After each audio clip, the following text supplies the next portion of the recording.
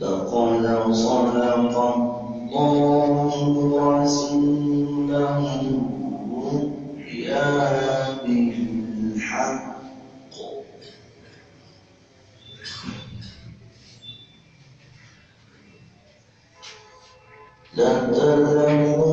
لتدخلن المسجد الحرام إن شاء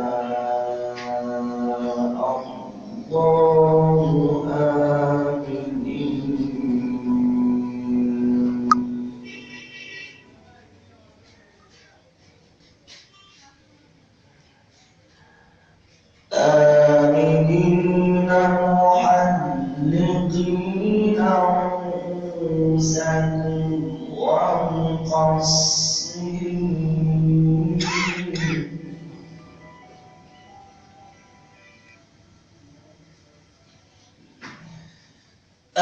آمنين محلقين رؤوسكم ومقصرين لا تخافون فعلم ما لم تعلموا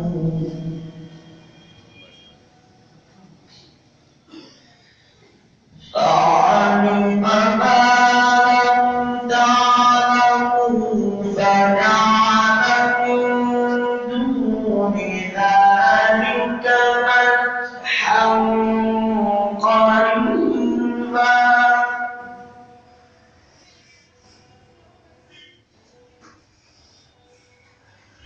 هو الذي أرسل رسوله بالهدى ودين الحق ليظهره على الدين كله وكفى بالله شهيدا. نعم نعم نعم يا رب.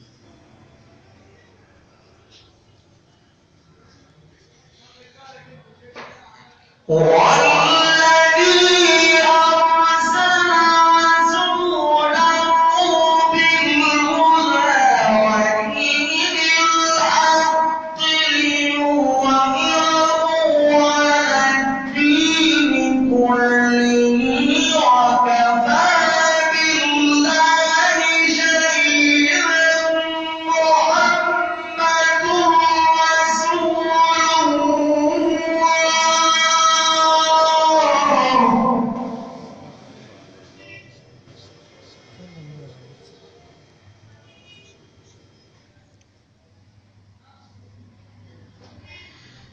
والذين معه أشداء على الكفار رحماء بينهم تراهم ركعا سجدا يبتغون فضلا من الله ورضوانا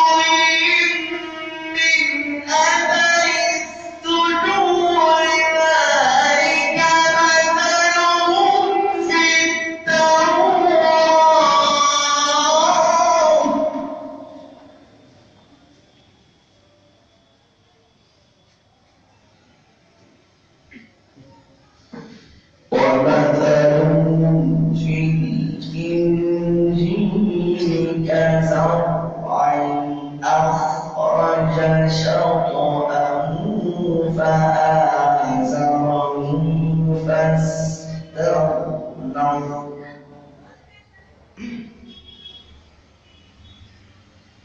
فاستوى على سوقه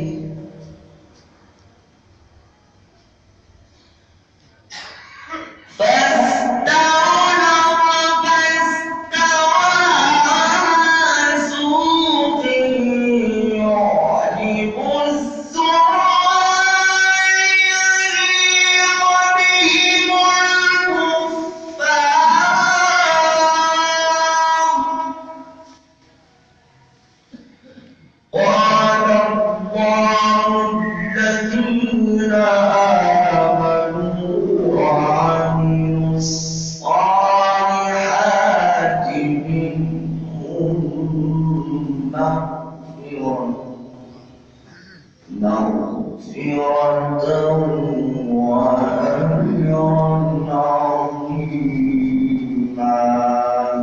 صدق الله العظيم.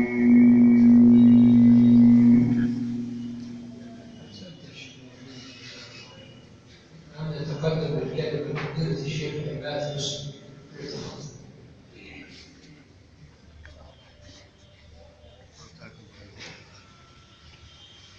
بسم الله الرحمن الرحيم. والحمد لله الذي أنشأ وبرأ وخلق الماء والثرى وأبدع كل شيء وجرى سبحانه، لا يغيب عن بصره صغير النمل في الليل إذا سرى، ولا يعزب عن علمه شيء في الأرض ولا في السماء. خلق آدم فابتلاه ثم اجتباه فتاب عليه وهدى، وأمر نوحا فصنع الفلك بأمر الله وجرى، وأمر النار فكانت بردا وسلاما على إبراهيم فاعتبروا بما جرى. ثم أما بعد، ندعو الله عز وجل أن يجعل جمعنا هذا مرحوما، وأن يجعلنا ممن تحفهم الملائكة وممن يذكرهم الله في من عنده. قرأ شيخنا اليوم محمد رسول الله، صلوا عليه وسلموا تسليما، فهو القائل: أبخل البخلاء من ذكرت عنده ولم يصلي عليه. صلوا عليه وسلموا تسليما. صلوا على الرسول وسيد الأنام ودعوة القبول بالخير والسلام. على الدنيا أضاء سراجه المنير، نما ورد الرجاء في روضه النضير. سموه في العشيرة الصادق الأمين، فقامت المسيرة على خطى اليقين. صلوا على الرسول وسيد الأنام ودعوة القبول بالخير والسلام. يمشي صلى الله عليه وسلم في شوارع مكة، فتقابله امرأة عجوز لم تكن تعرفه. انظروا إلى تواضعه صلى الله عليه وسلم، إلى رحمته بالعالمين، فهو الذي أرسله ربه رحمة للعالمين. قالت: يا فتى تعال احمل علي هذا المتاع، يعني تعال شيرني. فإذا بالرحمة المهداة والنعمة المزداة محمد بن عبد الله يقول: لا، بل أحمله عنك يا خالد، أنا أشيله عنك، خلى عنك أنت، ويوصلها إلى حيث تريد. لم تكن تعرفه فتقول له: يبدو أنك شاب على خلق، وهناك رجل في مكة يفسد الشباب يغويهم يسمى محمدا، فلا تسمع كلامه يا بني. وبعدما أوصلها: أتأمرنا بشيء آخر يا خالد؟ قالت: شكرا لك يا فتى. ما اسمك يا فتى؟ قال: محمد الذي أنعم فيه طول الطريق. قال: نعم. قالت: أشهد أنك على خلق عظيم، وأشهد أنك رسول الله.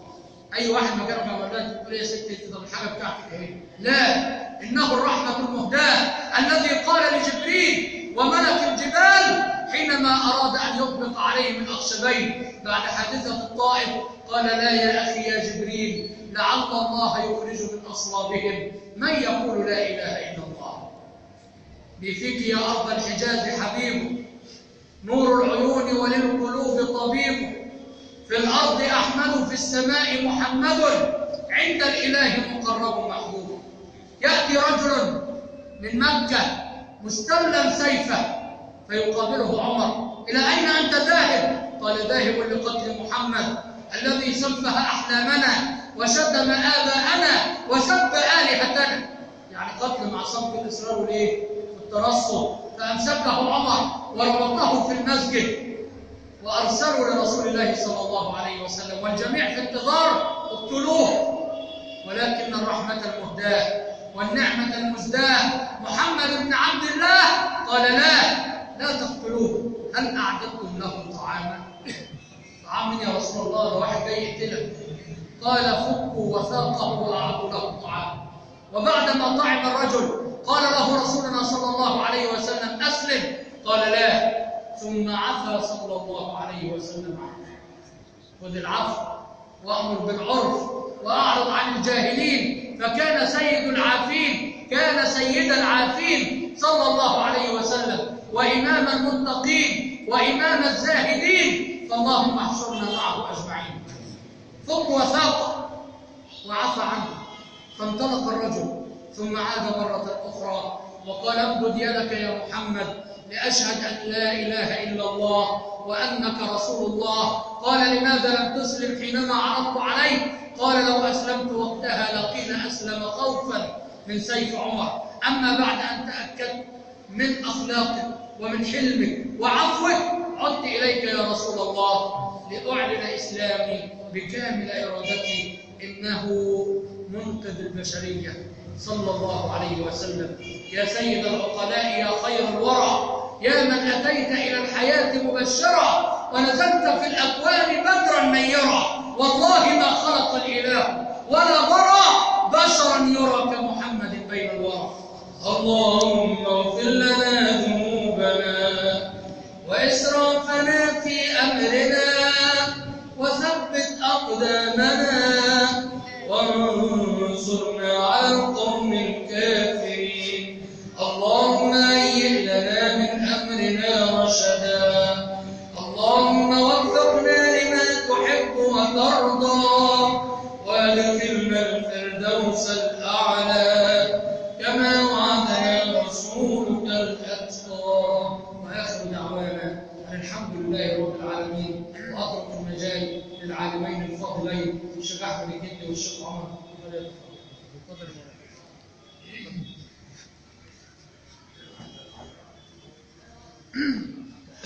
الحمد لله رب العالمين، وأصلي وأسلم على المبعوث رحمة للعالمين سيدنا محمد. تحدث فضيلة الشيخ عن الصلاة والسلام على رسول الله صلى الله عليه وسلم.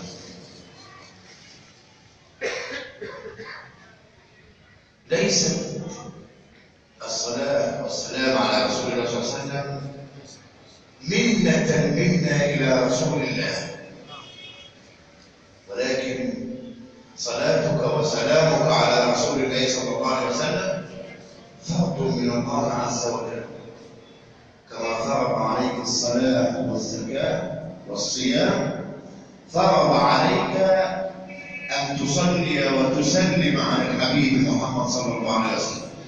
فقال في كتابه العزيز: إن الله وملائكته يصلون على النبي ثم نادانا رب العباد يا أيها الذين آمنوا صلوا عليه وسلموا تسليما. إذا أردت أن تتحدث مع رسول الله صلى الله عليه وسلم ويسمعك رسول الله صلى الله عليه وسلم ويرد عليك السلام، ربما يفتخر البعض منا حينما يتحدث مع ذو منصب من مناصب الدنيا، يقول: والله انا جبت فلان النهارده وسلمت عليه وخدت بالحضن وقال لي مش عارف ايه وحكى. تخيل بانك حينما تصلي وتسلم على الحبيب محمد يرد عليك رسول الله صلى الله عليه وسلم السلام. وأمرنا رسول الله صلى الله عليه وسلم بهذا حبا من رسول الله إلينا، لأن حبك لرسول الله ليست كلمات تطلق كما يظن البعض.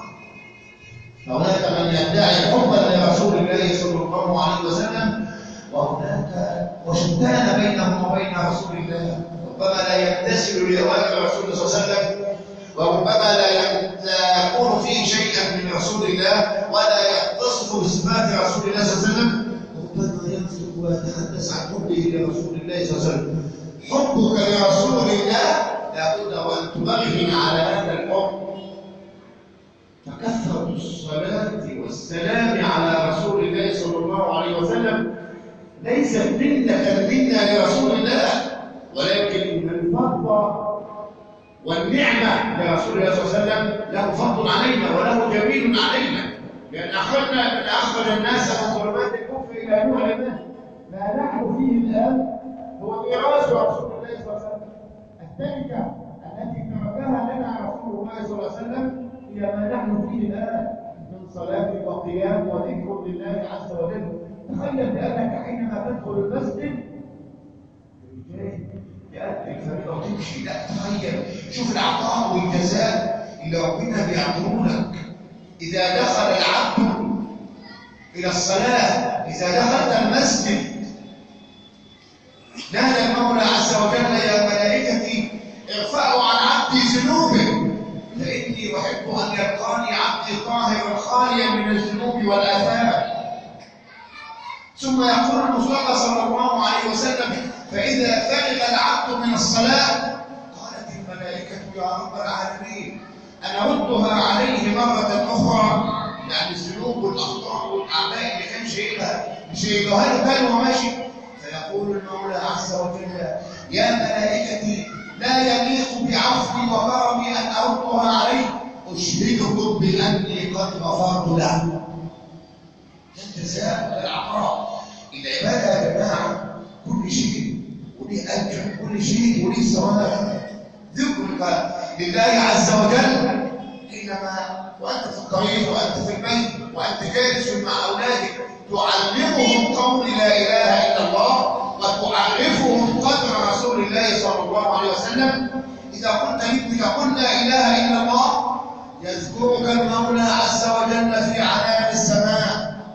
إذا قلت لابنك صل وسلم على رسول الله تخيل بأن رسول الله يرد عليك السلام. يقول المصطفى صلى الله عليه وسلم جاءني أربعة من الملائكة وجلسوا حول رسول الله صلى الله عليه وسلم، جبريل وميكائيل وإسرافيل وعزرائيل. فقال جبريل يا رسول الله من صلى عليك كل يوم 10 مرات.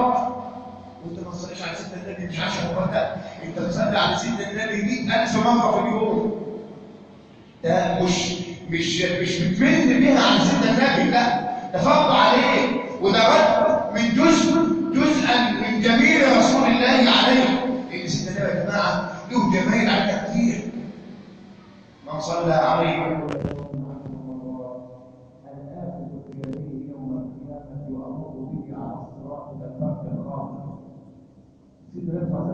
لم يتخلى عن من كان يصلي ويسلم عليه في الدنيا ويقول بجاهه وانا يا رسول الله اسجد لله يوم القيامه لا ارفع من سجودي حتى يغفر الله له.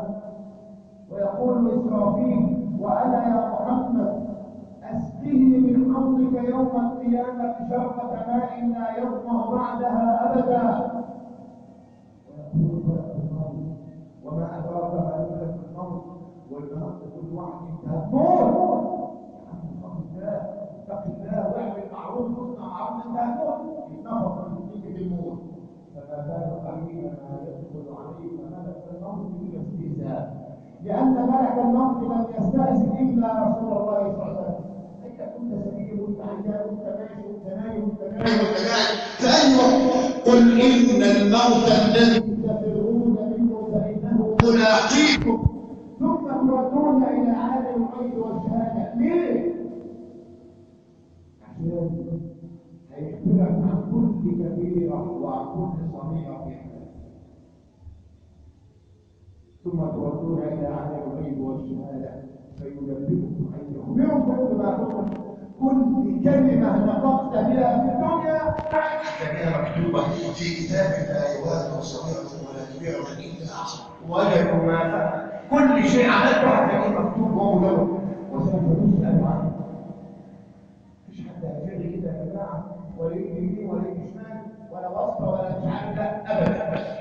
لابد وأن تتقى الله عز وجل مهما كان الأجر ومهما كان الأمر، ولابد وأن تسأل عن كل كبيرة وعن كل صغيرة. ملك الموت يقول لرسول الله صلى الله عليه وسلم: وأنا يا رسول الله أقتل روحه كما أردت أرواح الأنبياء.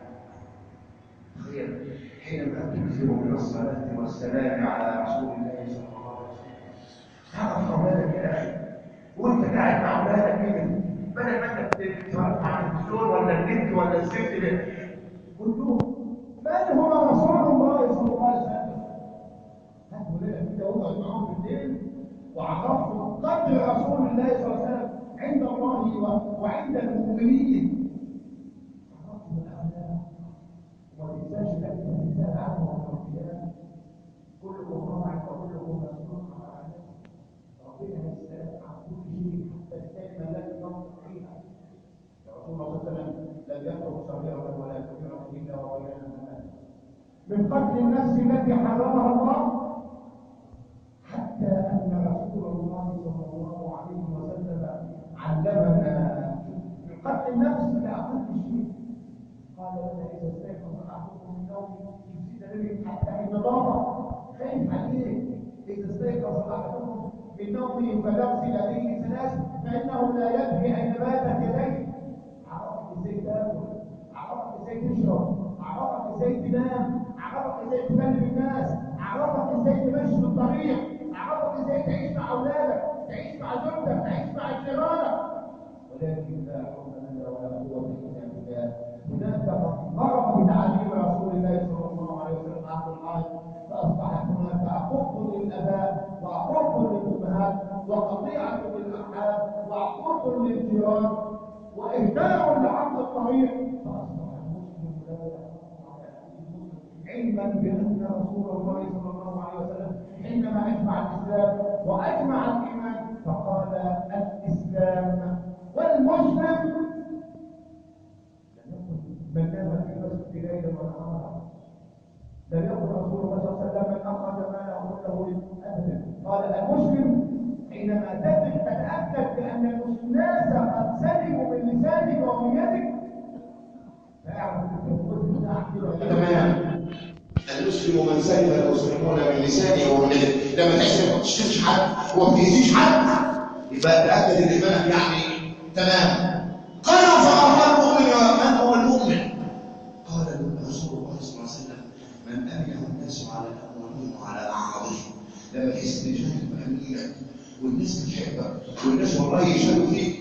سيدنا النبي صلى الله عليه وسلم قال: إذا أحب الله عبدا، الحب يا جماعة مش بنصنع، ما شفناش بدرينا بحب ابدا. الحب ده من عند ربنا الذي يؤلف القلوب ويغفر القلوب. اذا احب الله عبدا نادى المولى عز وجل: يا جبريل اني احب فلانا فاحبه. ربنا بيحبك عشان سيدنا جبريل يحبك. ثم يامر المولى عز وجل: يا جبريل ان ينادي في اهل الارض: يا اهل الارض ان الله يحب فلانا فاحبوه. تلاقي الشيخ احمد والشيخ عماد وعم ياسين محمد وحاجات يجلسوا هنا.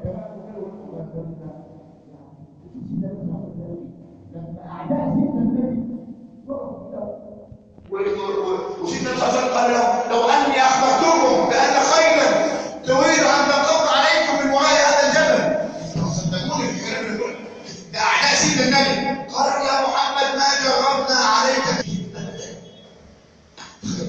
واحد يسأل عن جيران كده: والله يا رب الشيخ احمد، والله الشيخ احمد كان طيب ولا محترم وعمره ما اسال حد وعمره ما شتم حد وعمره ما تطاول على حد. ده مش ده الكلام ده مش الناس اللي بتقوله، لا ده ربنا سبحانه وتعالى اللي هو خلاهم يقولوا كده.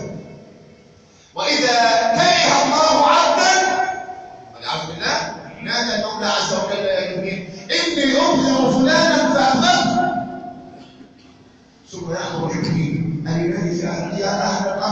ان الله يبغض فلانا فابغضوه، والله يبعد عنه ده بتاع مشاكل، ده كل يوم ماسك هناك ولاد ويشتم الجيران وما تعرف ايه، وهذا اولاده مقطع. يجيب الصلاه والصيام لا، صلاه يصلي، ولكن الصلاه وما تحمل الصلاه